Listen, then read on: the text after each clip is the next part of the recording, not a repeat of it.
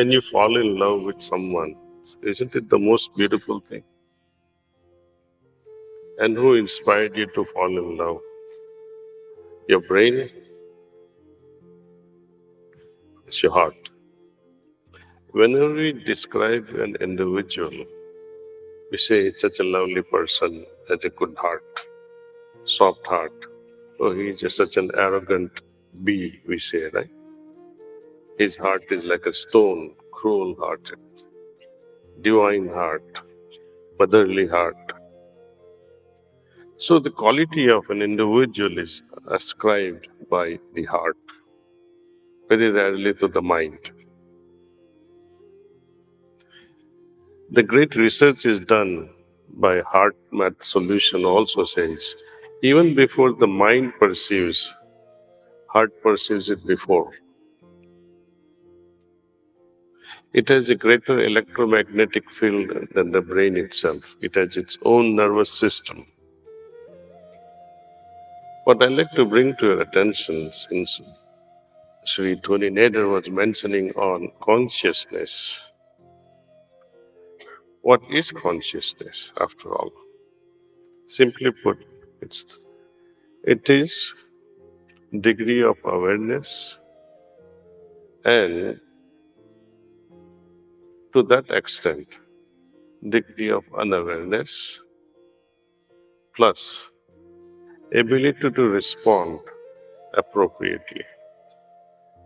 This is my latest understanding. Because through my consciousness, I can perceive things perhaps. For example, maybe my wife is having a headache. I'm able to perceive it even when she doesn't speak about it. Is it enough?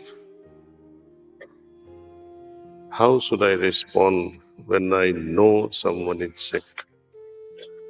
Someone is in need. How should I respond? That is consciousness. Not only to perceive, but to appropriately respond. So evolved person does not think the way the other evolved person, less evolved person would. They feel it. And I have noticed this in my business days when I was running my pharmacy business in New York City. Often you would have so many problems, government related, so many other things anyway. But when you are morose and thinking about the problems for days together, a wife, your mother, sisters, they are, what's wrong with you? And after 2 months of getting through that hell, you ascribe the problem and say, oh, you start talking. And your mother comes up with a solution before you even finish the problem. It makes you wonder how in the world she did it. We as men are cerebral. Women, they speak, feel from the heart and response. So on an evolutionary scale, women are far advanced, but unfortunately they are claiming equal rights.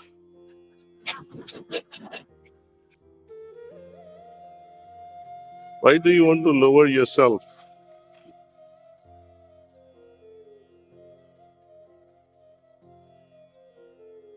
And I really mean it from all my heart. You have the greatest ability to perceive, to feel before person even finish a sentence. Just by looking at a face, you know whether this person is,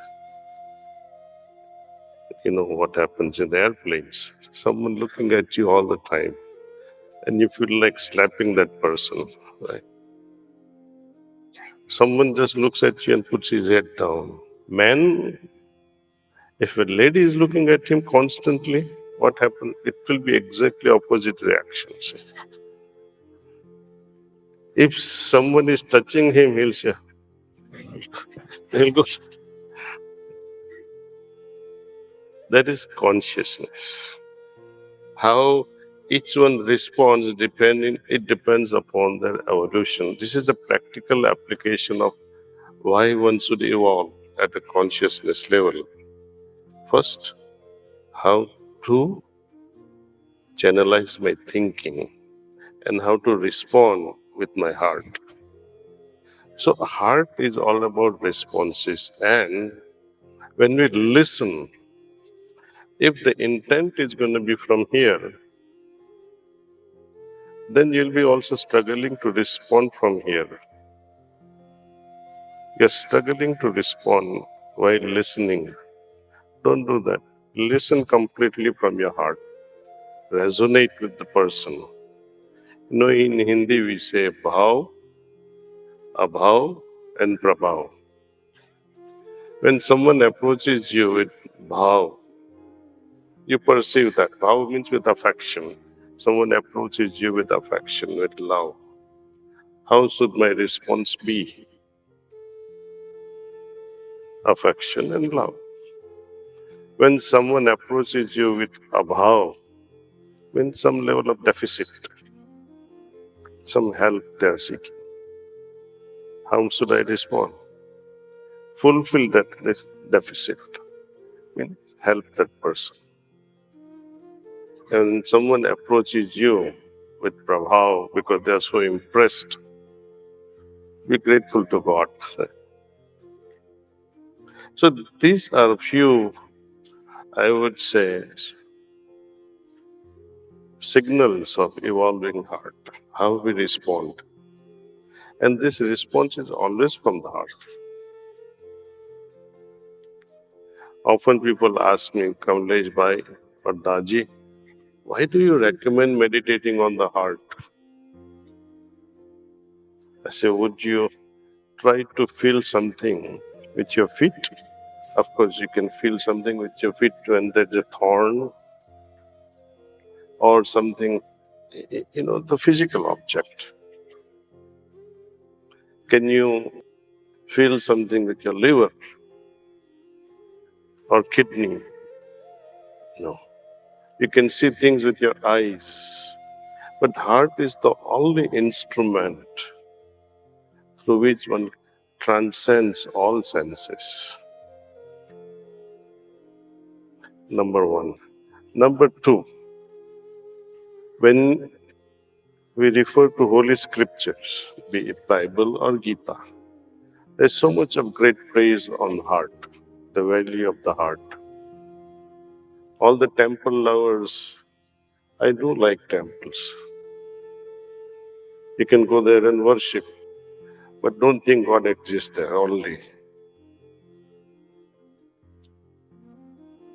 This morning, one counselor met me and she says, I'm writing a book, Seek Within. But she was emphasizing, is he not in the church? I said, why are you writing this book? That indwelling entity is in your heart, nowhere else. In Vedas and Upanishads, of which we are so proud of, not even once there is a mention of temple. Try to read it. You may not know Sanskrit. Refer to the English translation and search the word temple. Not even once. But more than 180 times there is the mention of Hridayam, the heart. Gita talks about similar thing. Lord Krishna says, when Arjun asks him the fundamental question, Lord, you have shown me this Vishwarup. How in the world the posterity will know you? Lord Krishna says, Hridayam pashyasi. Look myself in your heart. And where are we looking for them today? Outside. When the direction is wrong, how in the world will you perceive the presence of the Lord? We bow before entities outside. Those are objects, not the subject. Subject is within. Atman is within. Again, I had to explain the counselor through a storytelling today. I asked her, how old are you? She said, I'm so and so. Do you have a kid? Do you have children? She said, no, I'm yet to get married. So I advised her, get married fast. I said, this is just an example that when a mother delivers a child, baby begins to cry as soon as the baby arrives. And despite of the agony and the pain mother had gone through, she begins to smile. There's such a sweet smile on her face, despite of pain, hearing the sound of those cries of the baby. She feels happy. If baby was not crying, then the doctors and nurses would run frantically all around, tilt the baby upside down and tap it on the back. So baby begins to breathe, heart is stimulated. Even then the baby does not cry, then mommy has to cry. The whole family will be disappointed. What does this show? Is your soul inside you or outside you? Is there within me ever since my birth, and it will continue to be. Have you ever even once said thank you? We say thanks to the doctors, thanks to someone who gave you a toilet paper. For lousy things we say thanks.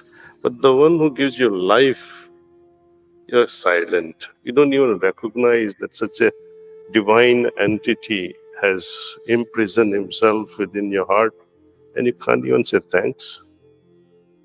And that entity is nowhere else but only in your heart. Prove me wrong. So that's why meditation on the heart. And if we keep collecting the garbage, emotional garbage, and keep throwing it on the heart, but we go on happily collecting garbage in our heart and we sleep blissfully, how in the world that Lord within you is going to give you positive signals? You want to have cosmic consciousness, but your individual consciousness is so much suffering. If you want to become one with the divine, my individual consciousness, which is a drop in the ocean, has to jump into the cosmic consciousness, ocean of consciousness, and become one. Otherwise, we remain as a little island, separated from rest of the cosmic world.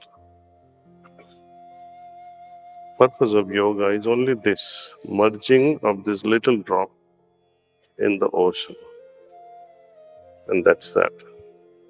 Afterward, no drop is left behind to say, I have become the ocean. So if any guru comes to you and say, I am the ocean, run away.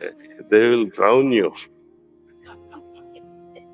I'm telling you, because there are many. There are gurus or yogis who has, I say they have become udyogis, business people.